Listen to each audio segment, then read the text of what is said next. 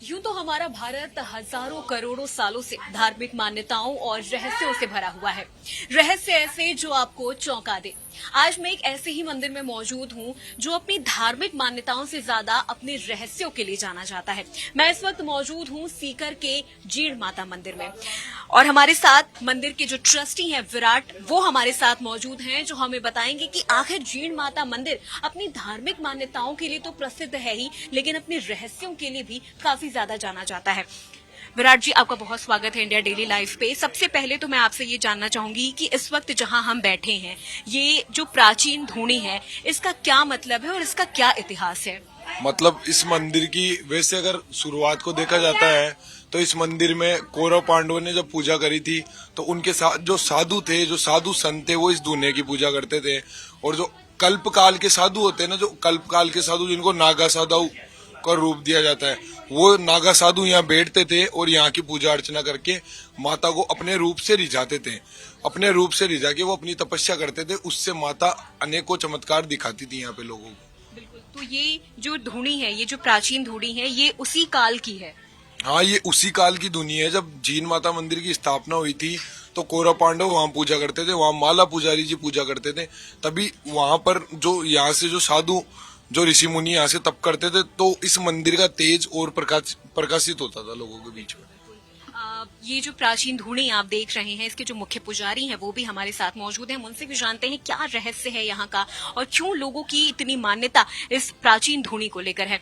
गुरुजी, इस प्राचीन धूनी को लेकर लोगों की काफी ज्यादा मान्यता है। हाँ जी। और बहुत दूर दूर से लोग यहाँ पर आते हैं। क्या मान्यता है इस प्राचीन धूनी की? सबसे पहले तो यहाँ माता जी के पास लोग आते हैं, माता जी का ध्यान भजन पूजन करते हैं।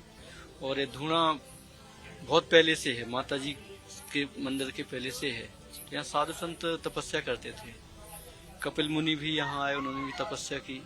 और पूरी साधु यहाँ हमेशा से रहे हैं, शुरू से। हाँ, उन्होंने तपस्या की। हाँ, सबसे पहले यहाँ जीवनपुरी जी बाबा रहते थे, तो वो तपस्या करते थे।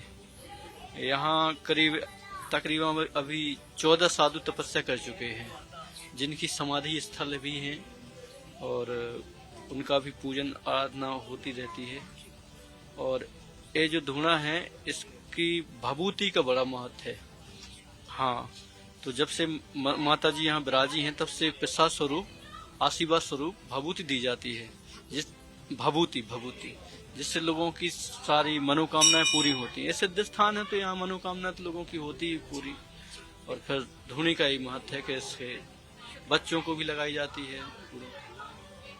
बिल्कुल। तो जो ये प्राचीन धूनी है, इसकी काफी ज्यादा मान्यता है। जो भक्त यहाँ पर आते हैं जीण माता के दर्शन करने के बाद, वो यहाँ जरूर आते हैं और जो ये भभूत है इस प्राचीन धूनी की, इसे जरूर लगाते हैं। ये देखिए, तस्वीर भी हम आपको एक दिखा रहे हैं जहाँ पर बच्चे को जो ये भभूत है इस प्राचीन धूनी की, वो इस बच्चे को लगाई जा रही है। और ये भक्तों का जो विश्वास है, वो इस मंदिर को और भी ज्यादा खास बनाता है। अब बाहर की तस्वीर हम आपको दिखाते हैं, जो और भी आपको ज्यादा रोमांचित करेगी। इस मंदिर के बाहर की जो तस्वीर है, वो हम आपको दिखाते हैं और इसका क्या रहस्य है, क्या मान्यता है, वो हम आपको दिखाते हैं। सबसे पहले आप ये देखिए। ये पहले तो आपको देखने में लगेगा कि सिर्फ ये एक पत्थर है जिसे एक के ऊपर एक करके रखा गया है। जी नहीं, ये है तो पत्थर, इसे रखा तो एक के ऊपर एक गया है, लेकिन इसका अर्थ है कि जो भक्त यहाँ पर आते हैं वो इसे अपने घर के तौर पर बनाते हैं। वो भक्त जो यहाँ आते हैं वो इस पत्थर को रखते हैं और इसे घर की तरह बनाते हैं, ताकि जब वो वापस यहाँ से दर्शन करके जाएं तो उनके लिए जीण माता मंदिर, जीण माता जो है वो एक असली घर की जो उनकी मनोकामना है वो पूरी करे। तो आप देख सकते हैं यहाँ पे ऐसे आपको अनगिनत ये जो संगमरमर के जो ये पत्थर होते हैं, लोगों ने इसके घर बना रखे हैं। जिन्हें दुकान चाहिए होती है वो इसे दुकान के तौर पे बनाते हैं, जिन्हें घर चाहिए होता है वो घर बनाते हैं, ताकि जब वो वापस यहाँ से जाएं तो उनकी ये मनोकामना भी पूरी हो जाए। इसके बारे में भी जो ट्रस्टी हैं जीण माता मंदिर के, वो हमें इसके बारे में पूरी कहानी बताएंगे। उनसे भी हम बात करेंगे। विराट जी, जो मैंने ये बताया, क्या ये सही है? हाँ, ये सही है। मतलब हजारों सालों से पहले से ये परंपरा चली आ रही है कि जब लोगों के पास रहने को मकान नहीं होता था तो लोग यहाँ पे जो बोलते कि भाई अरावली पर्वत श्रृंखला है, उसके जो पत्थर होते हैं उनको ऋषि मुनियों की तपस्या के द्वारा एक आशीर्वाद के रूप में मनाया गया था। तो उन पत्थरों से लोग यहाँ घर बना के जाते हैं, किसी को दुकान चाहिए तो दुकान बना के जाते हैं। और ये प्रत्यक्ष में परिणाम है कि यहाँ से जाने के बाद में उनको एक नई उमंग और नई ऊर्जा मिलती है और उनके मकान का या दुकान का या बिल्डिंग का, धर्मशाला का, हॉस्पिटल का जो भी निर्माण होता है वो शुरू हो जाता है। ये यहाँ का मेन मुख्य चमत्कार है। और भी इस तरह के घर बने हैं। इसके अलावा भी आपने एक ये भी बताया था कि ये जो काफी पहाड़ी के ऊपर जो ये एक मंदिर हमें नजर आ रहा है, इसकी क्या मान्यता है? ये जो तस्वीरें हम देख रहे हैं यहाँ पे, ये पहाड़ी पे काफी ऊपर जाके है, इसकी क्या कहानी है?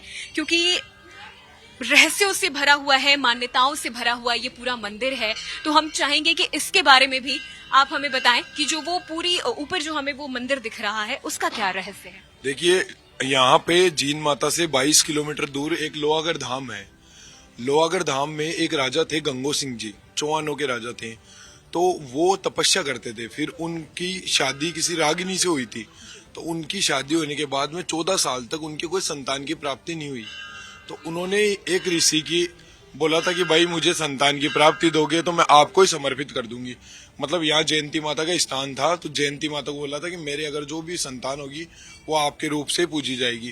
तो लोहागढ़ के जो राजा थे उनको 14 साल बाद में एक तो कन्या और एक पुत्र दोनों की प्राप्ति हुई, जिसमें कन्या का नाम तो निकला जीन और पुत्र का नाम निकला हर्ष।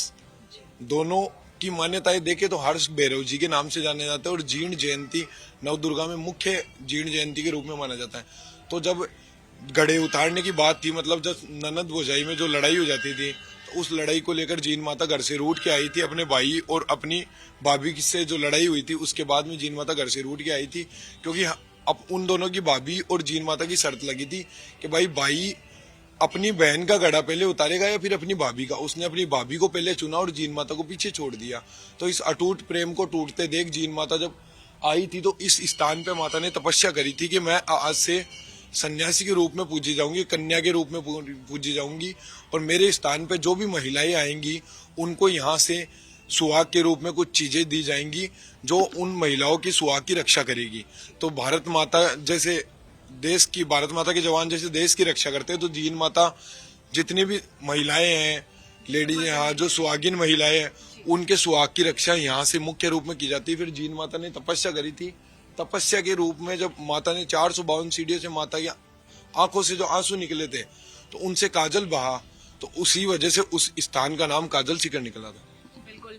तो जो तमाम चीजें हमने आपको बताई, जो तस्वीरें हमने आपको दिखाई, ये वाकई किसी को भी रोमांचित करने के लिए काफी है। तो अब आप भी जरूर आइएगा जीण माता मंदिर और इनका आशीर्वाद जरूर पाइएगा, क्योंकि यहाँ पर लोग न सिर्फ राजस्थान, न सिर्फ देश, बल्कि विदेशों से भी भक्त यहाँ पर पहुंचते हैं और अपनी मन्नत मानते हैं और अपनी मनोकामनाएं पूरी करवाते हैं।